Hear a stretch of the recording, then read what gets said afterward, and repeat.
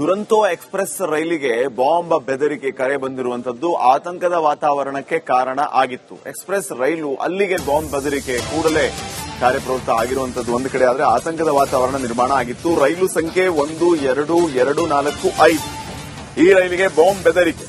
ಕೋಲಾರದ ಬಂಗಾರಪೇಟೆಯಲ್ಲಿ ರೈಲು ನಿಂತಿದೆ. ಓರ್ವ ಯುವಕನನ್ನ ಈಗಾಗಲೇ ಈ ವಿಚಾರಕ್ಕೆ ಸಂಬಂಧಪಟ್ಟಂತೆ ವಶಕ್ಕೆ ಪಡೆದು ಪೊಲೀಸರು ವಿಚಾರಣೆಯನ್ನು ನಡೆಸ್ತಾ ಇದ್ದಾರೆ. ಹವಾರ ಜಂಕ್ಷನ್ನಿಂದ ಬೆಂಗಳೂರಿಗೆ ಬರ್ತಾ ಇದ್ದ ರೈಲಲ್ಲಿ ಬಾಂಬ್ ನಿಷ್ಕ್ರಿಯ ದಳ ಶ್ವಾನದಳದವರು ಕೂಡ ಪರಿಶೀಲನೆಯನ್ನು ಮಾಡಿದ್ದಾರೆ. ರೈಲಲ್ಲಿ ಪೊಲೀಸರಿಂದ ಪರಿಶೀಲನೆ ಬಳಿಕ ಓರ್ವನನ್ನ ವಶಕ್ಕೆ ಪಡೆಯುವಂತಹ ಕೆಲಸ ಕೂಡ ಆಗಿದೆ. ದೃಶ್ಯಗಳಲ್ಲಿಯೂ ಕೂಡ ತಾವು ಗಮನಿಸ್ತಾ ಇದ್ದೀರಿ. ಈಗಾಗಲೇ ಆ ವ್ಯಕ್ತಿಯನ್ನ ವಶಕ್ಕೆ ಪಡೆದುಕೊಂಡು ವಿಚಾರಣೆಗೆ ಒಳಪಡಿಸಿರುವಂತದ್ದು ಪೊಲೀಸರು.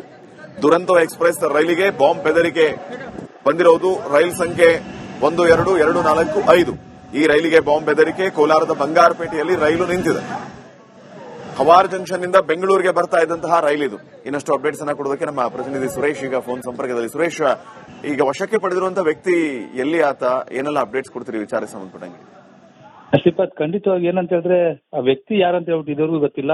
ಪೊಲೀಸರಿಗಾಗಲೇ ಅವರನ್ನು ವಶಕ್ಕೆ ಪಡೆದು ತನಿಖೆ ಮಾಡ್ತಾರಂತದ್ದು. ಪ್ರಮುಖವಾಗಿ ಏನು ದುರಂತ ಎಕ್ಸ್ಪ್ರೆಸ್ಗೆ ಏನು ಬಾಂಬ್ ಬೆದರಿಕೆ ಹಿನ್ನೆಲೆಯಲ್ಲಿ ಇವತ್ತು ಏನು ಬಂಗಾರಪೇಟೆ ರೈಲ್ವೆ ಪೊಲೀಸರು ಮತ್ತು ಅಲ್ಲಿನ ಪೊಲೀಸರು ಹೈ ಅಲರ್ಟ್ ಆಗಿ ಏನು ರೈಲ್ವೆ ಸ್ಟೇಷನ್ ಪರಿಶೀಲನೆ ಮಾಡುವ ಜೊತೆಗೆ ಏನು ದುರಂತ ಎಕ್ಸ್ಪ್ರೆಸ್ ಸಹ ಪರಿಶೀಲನೆ ಮಾಡುವಂತದ್ದು.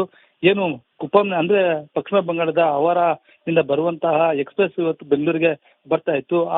ಆ ರೈಲಿಗೆ ಏನು ಬಾಂಬ್ ಬಿಡಲಾಗಿದೆ ಎಂಬ ಏನು ಮಾಹಿತಿಯನ್ನು ಒಬ್ಬ ಯುವಕ ಮೆಸೇಜ್ ಪಾಸ್ ಮಾಡ್ತಾನೆ.